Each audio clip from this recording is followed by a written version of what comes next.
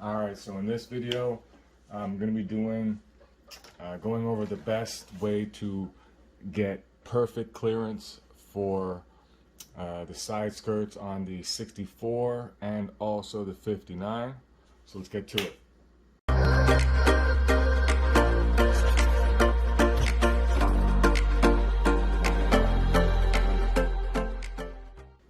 Alright, now when it comes to the side skirts, the 64 naturally has the wheel extremely close to the opening on the fender.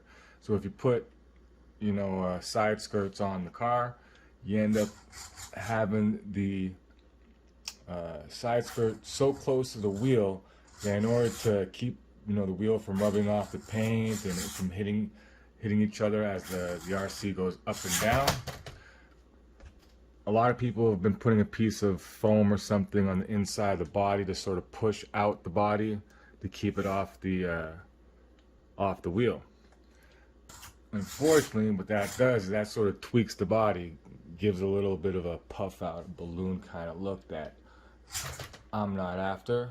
So when planning out this build, I bought a few of these axles for the Monte Carlo in chrome. And so, wasn't really sure at first whether or not the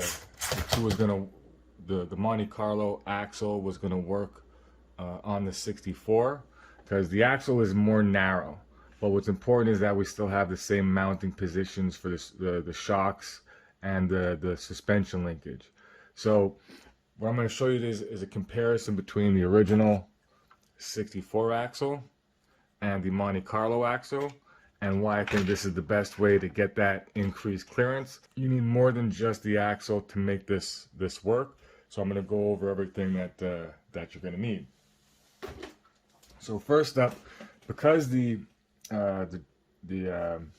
axle is a shorter axle, more narrow than the 64, the axle shafts from the 64 won't work.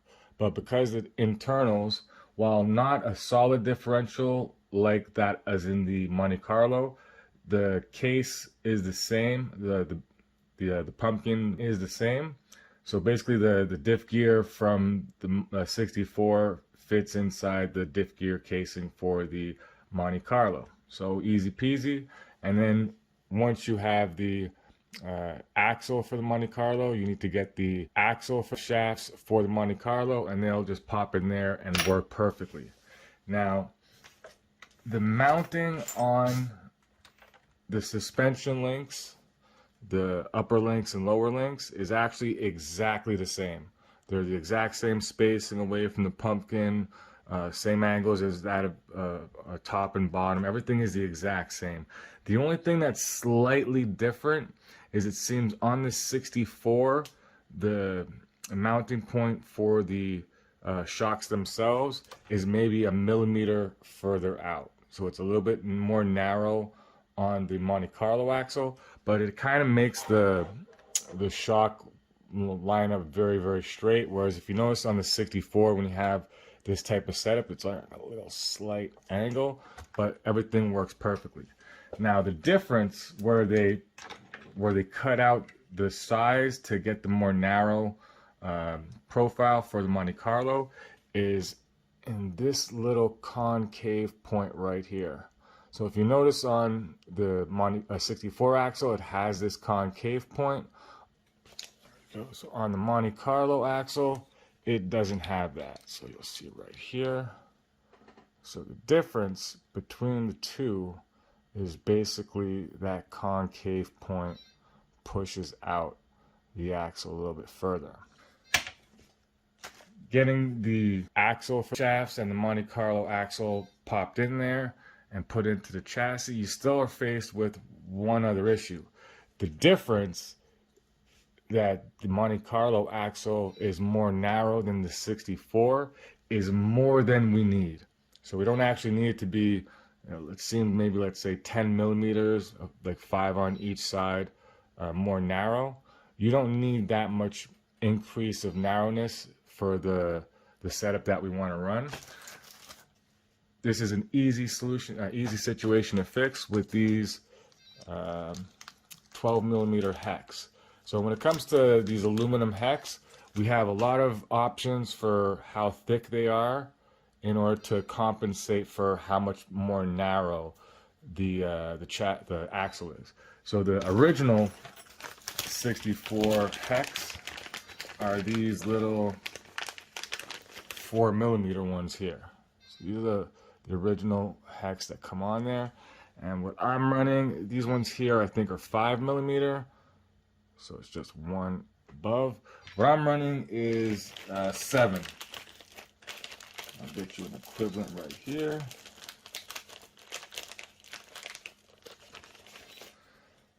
These thick bad boys right here. That's a 7mm, so it gives me a comparison to the little skinny one there.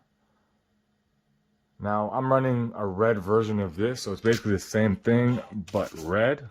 I'll pop this off so you can have a look. Now what it basically lets us do is actually add an additional point of custom. So now that we have the wheel off, you can actually see the red hex that actually goes with the rest of the stuff that I got on there. Now it seems like it's loose, but the way that they're fitted on, they go over the pin and it basically, there we go, slots perfectly straight once you have the tire putting pressure on it. So yeah, that basically is the best way to get around having the tires and the wheels too close to the body.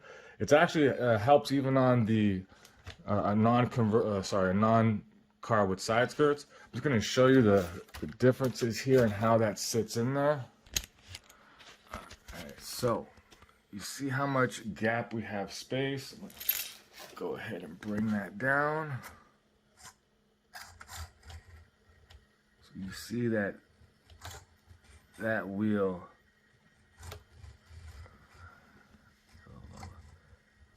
has always got a good amount of clearance as the body comes down. You don't need to actually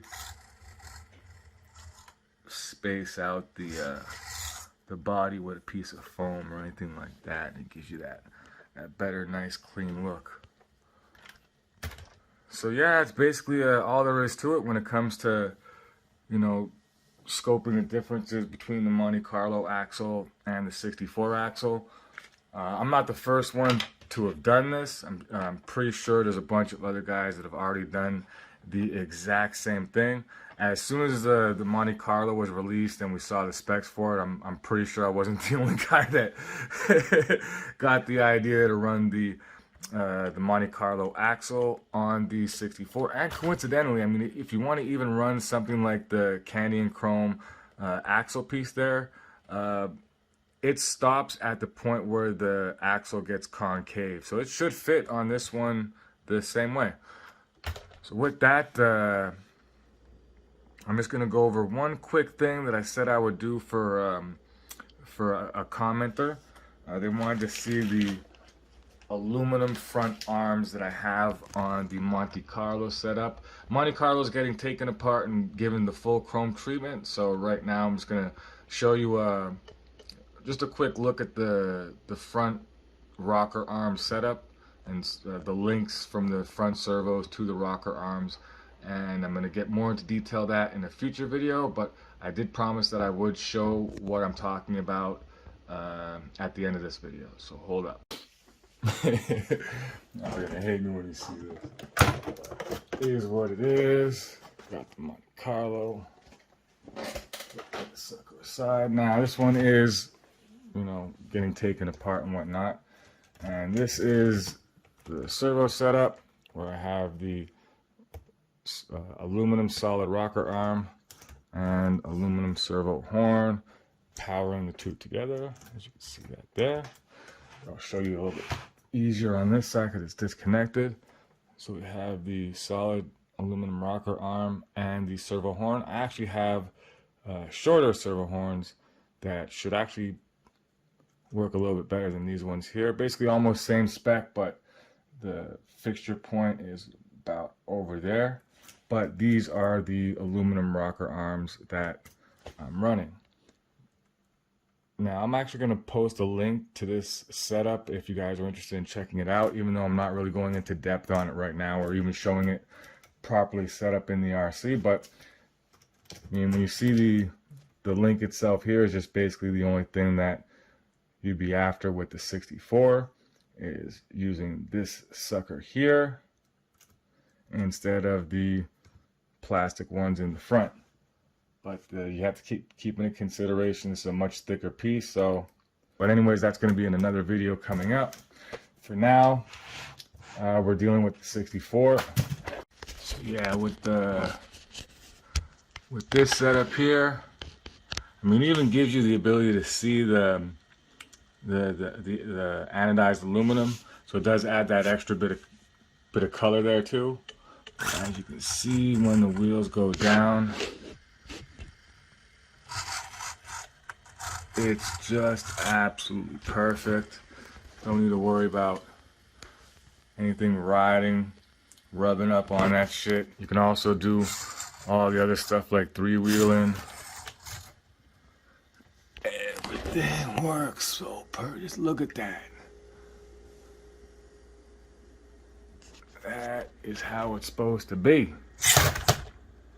So yeah, I hope that's helpful for anybody, you know, trying to get that extra bit of clearance by using the Monte rear axle. If anybody was questioning, you know, any differences between the mounting points or anything, or what the exact where they extended it to make the size difference, see that with this video. And I hope do appreciate all the likes, subscribe, shares. With that, have a good day.